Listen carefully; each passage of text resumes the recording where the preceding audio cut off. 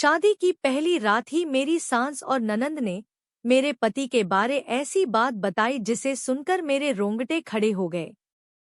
मेरा नाम ज्योति है। आज मैं आपको अपनी कहानी सुनाने वाली हूँ। आज ही मेरी शादी अमर से हुई है। शादी एक अच्छे बड़े घर में हुई है। पैसों की कोई कमी नहीं थी में। और मेरे पिता अपने आप को बड़े खुशकिस्मत मानते थे कि हमें ऐसा घर मिला है। सभी रिश्तेदार भी कह रहे थे कि ज्योति के तो भाग खुल गए, किस्मत वाली है। हम लोग उनके मुकाबले कुछ भी नहीं है। पिताजी के पुराने परिचित होने के वजह से मेरी शादी उस घर में हो गई। शादी के बाद मैं पहली बार उस घर में गई। घर में जाते ही मुझे पता चला कि वो लोग कितने बड़े हैं। घर बहुत बड़ा था। पहली बार था जब उनका घर मैंने देखा था। सब कुछ बहुत अच्छा था। सुहागरात का समय आ गया, लेकिन उसके पहले मेरी सास और ननंद मुझे अकेले में ले गई। मेरे समझ नहीं आया, मुझे लगा कुछ बात करना होगी।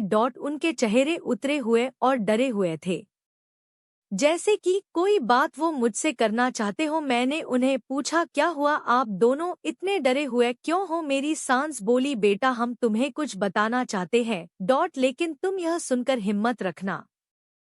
साथ ही मेरी ननंद भी बोली कि अब हम जो तुम्हें बताने वाले हैं वो बात हम तीनों के बीच में ही रखना।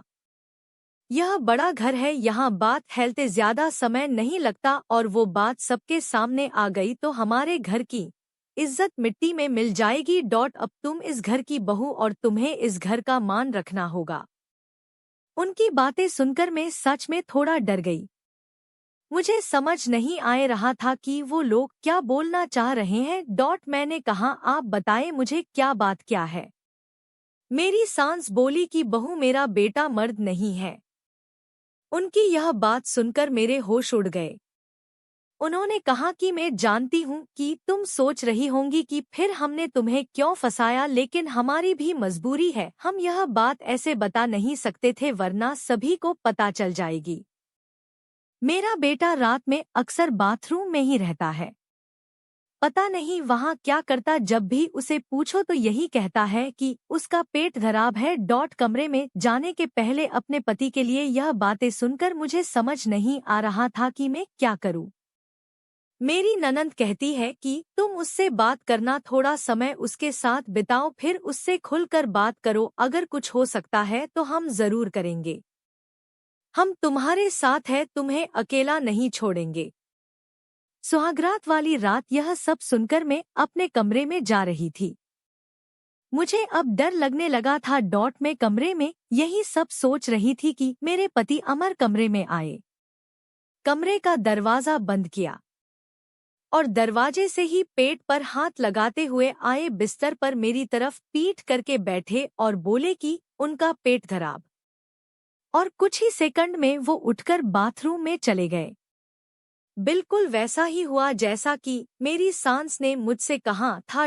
पेट खराब हो तो थोड़ी देर बाद वो बाथरूम से बाहर आ जाते, लेकिन वो करीब 1 घंटे तक बाथरूम में ही रहे। मैं बाहर चुपचाप अपने बिस्तर पर बैठी रही। उन्हें मैंने आवाज भी नहीं दी, बस यही सब सोचते सोचते मैं बिस्तर पर लेट गई। करीब 2 घंटे बाद वो बाथरूम से निकले। मेरा अब उनसे बात करने का मन ही नहीं था। मुझे लगा कि मेरे साथ धोखा किया गया। वो भी चुपचाप अपने बिस्तर की साइड पर जाकर सो गए। सुबह में अपने आप को खुशकिस्मत मान रही थी और रात होते होते अपनी किस्मत को कोसने लगी।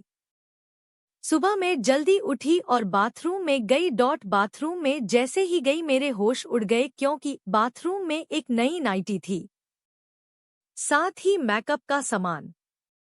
यह सब क्या था मुझे समझ नहीं आ रहा था। एक ऐसे इंसान से मेरी शादी क्यों करवा दी? सुबह मेरी सास और ननंद ने मुझसे पूछा, क्या हुआ बेटी रात में? मैंने कहा, वही जो आपने बताया था। यह कहकर मैं रोने लगी। मेरी ननंद ने कहा, माँ मैं कह रही थी ऐसे किसी लड़की की जिंदगी खराब मत करो, लेकिन तुम सभी ने मेरी बात नहीं मानी। अब यह क्या ऐसे ही घुट घुट कर यहाँ रहेगी?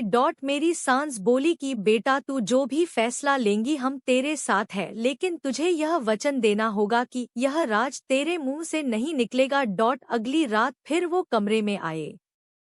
मुझे अब उनकी तरफ देखने का भी मन नहीं हो रहा था। मैं चुपचाप अपना बिस्तर करके अपनी साइड पर सो गई, क्योंकि अब बात करने को रखा क्या था। उन्होंने भी अभी तक कुछ बात नहीं की, उसकी वजह भी मैं जानती थी। थोड़ी देर वो बिस्तर पर बैठे रहे और फिर उठकर वो बाथरूम में चले गए। मैं समझ गई थी कि वो क्या करने गए हैं। थोड़ी देर बाद बाथरूम से चीजें गिरने की आवाज आने लगी। कुछ टूटने की थोड़ी देर बाद आवाज रुकी और इस बार वो जल्दी ही बाथरूम से बाहर आ गए। आकर बिस्तर पर सो गए। हमारे बीच कोई बात नहीं हो रही थी। मैं तो यह सोच रही थी कि मैं क्या करूं। यही सब सोचते सोचते नींद आ गई। सुबह जल्दी उठी और फिर मैं बाथरूम में गई, लेकिन इस बार बाथरूम में जब गई तो सब कुछ बिखरा हुआ था। नई नाइटी को फाड़ दिया था, मेकअप का सामान बिखरा हुआ था। बाथरूम में कचरे में एक कागज भी था जिस पर लिखा था टू माई ब्यूटीफुल वाइफ। मेरे मन में अब शक आया कि यह सामान और कपड़े कहीं मेरे लिए तो इन्होंने नहीं रखे। लेकिन फिर मैंने सोचा कि मेरी सास और ननंद मुझसे झूठ क्यों बोलेगी। अभी मैंने उनसे कुछ बात नहीं की। सुबह मेरी सास और ननंद फिर मुझसे सहानुभूति जता रही थी। मुझे उनकी बातों से लगा कि वो चाहती है कि मैं अमर को छोड़कर इस घर से चली जाऊं। मुझे अब मेरी सास और ननद पर शक हुआ। मैंने घर की पुरानी नौकरानी से बात की। मैंने बातों बातों उससे पूछा कि अमर कैसे है। वो बोले कि वो तो बहुत सीधे है। उनकी माँ और बहन तो चाहती थी कि उनकी शादी उनके बहन के पति के रिश्तेदार से हो। बहन और माँ तो बहुत कोशिश की, लेकिन उनके पिता नहीं माने और उनके दोस्त के परिचित यानी आपसे शादी करवा दी। वो दोनों तो आपकी शादी के खिलाफ थे। कई दिनों तक घर में विवाद भी होता था, लेकिन तुम्हारे पति अमर ने कहा कि पापा जो बोले वही करते हैं। मुझे अब पता चल गया था कि मेरी सास और ननंद मुझे क्यों भगाना चाहते थे, इसलिए उन्होंने मुझसे झूठ कहा था। उन्होंने शायद अमर को कुछ कहा होगा। रात अब मैं अमर से बात करने का इंतजार कर रही थी। वो कमरे में आए तो उनका मुंह तो उतरा हुआ था। यह पहली बार था जब मैं उनसे बात करने वाली थी। उनके आते ही मैंने कहा, आप मुझसे कुछ बात करना चाहते हैं? वो बोले, अब बात करने को रखा क्या है। पापा का विश्वास था कि वो घर अच्छा है, इसलिए मैंने माँ और बहन की ना सुनकर तुमसे शादी की और तुमने सच छिपाया। मैंने बोला, क्या सच? सच की तुम मुझसे शादी नहीं करना चाहती थी। तुम्हारी जिंदगी में अभी भी कोई और है, यह बात तुमने ही तो माँ को बताई थी। घर की इज्जत और पापा के कारण मैं चुप हूँ, कुछ कदम नहीं उठा रहा। और मैंने भी देख लिया, सुहागरात रात जिंदगी में बहुत स्पेशल होती है, लेकिन मेरे बाथरूम में 2 घंटे रहने पर भी तुम्हें फर्क नहीं पड़ा। माँ ने सही कहा था कि तुम आवाज भी नहीं दोगी, बात भी नहीं करोगी। मैंने बोला, बाथरूम में रुकने को उन्होंने कहा था, और वो कपड़े और मेकअप वो मेरी बहन ने रखा था। कहाँ था? पहली रात का गिफ्ट है तुम्हारे लिए, बाथरूम में रखा था।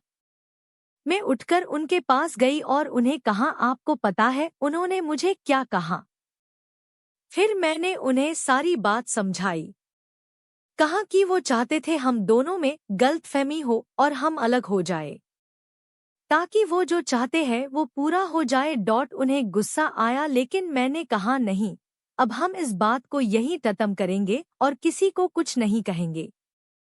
उस रात मेरी सारी परेशानी और गलतफहमी दूर हो गई। वो थी मेरी सही मायने में सुहागरात। अगली सुबह मेरी सास और ननंद ने मुझसे पूछा कि मेरा क्या फैसला है, मैं क्या करने वाली हूँ।